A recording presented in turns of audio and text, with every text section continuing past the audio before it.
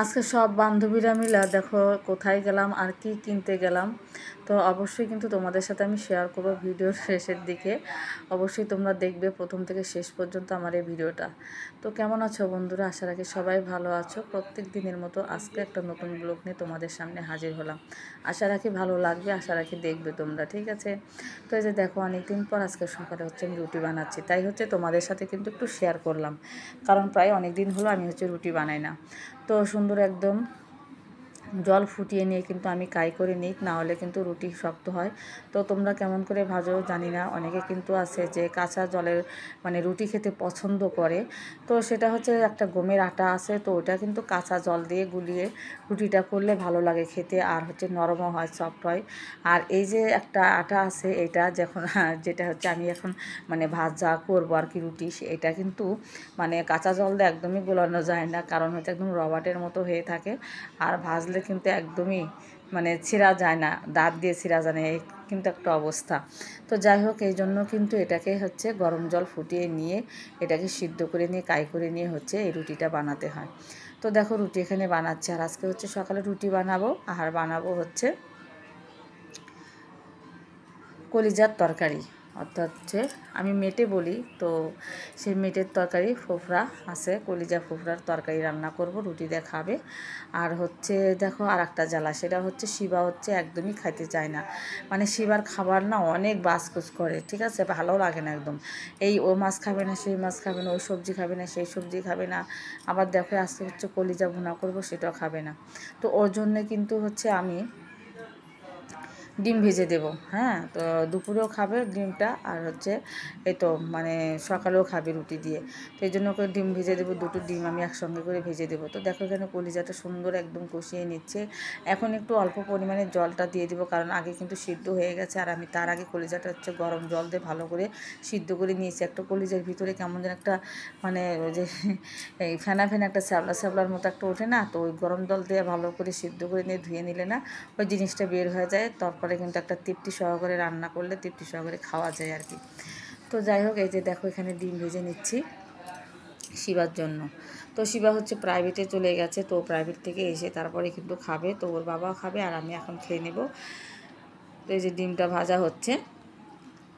তো আমাদের যে আজকে মানে সব বান্ধবীরা মিলে যে কাপড় কিনবো আর কি, থ্রি পিস কিনবো, এটা হচ্ছে আমরা সব বান্ধবীরা একসাথে বসে অনেক আড্ডা গল্প করতেছিলাম। তো হঠাৎ করে এক বান্ধবী বললো যে আমরা একটা কাজ করি, সেটা হলো আমরা যে কজন বান্ধবীরা আছে আর কি, তো সবাই মিলে একটা এক কালার মানে এক রকমের ড্রেস বানিয়ে আমরা কোথাও একটা ঘুরতে যাব।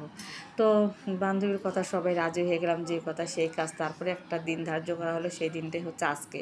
তো দেখো আজকে সবাই মিলে সেই দোকানে চলে গেছি মার্কেটে, আর ওরা কিন্তু একটু আগে গিয়েছে, আমার একটু দেরি হয়েছে, তো ওরা কোথায় দাঁড়িয়ে থাকবে, তো ওদেরকে বললাম তোমরা যাও, আমি আসতেছি। তার তো আমার জন্য কিন্তু ওরা অনেকক্ষণ হচ্ছে দোকানে ওয়েট করেছিল, আমি না যা পর্যন্ত ওরা হচ্ছে কাপড়গুলো কিনে নিই। তো তারপরে গিয়ে দেখো সবাই মিলে এই ড্রেসগুলো পছন্দ করলাম, যে ড্রেসগুলো দেখতে পাচ্ছ একদম ভাঁজ করলো, সেই ড্রেসগুলো হচ্ছে পছন্দ করে তারপরে হচ্ছে আমরা সবাই মিলে 7টা ড্রেস কিনলাম আর কি। এই যে এই থান থেকে না, এই পাশের থান থেকে আমরা হচ্ছে কাপড়গুলো নিয়েছি। তো এই যে এই দোকান থেকে, এই ভাইদের দোকান থেকে নিলাম আর কি। এই যে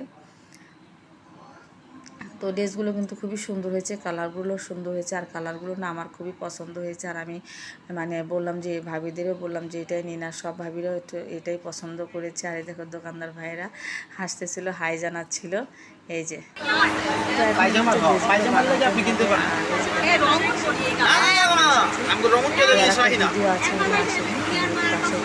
বলছিল আমার পুর ভাত দিয়েছে যে তুমি কিনে রাখো, সমস্যা নেই।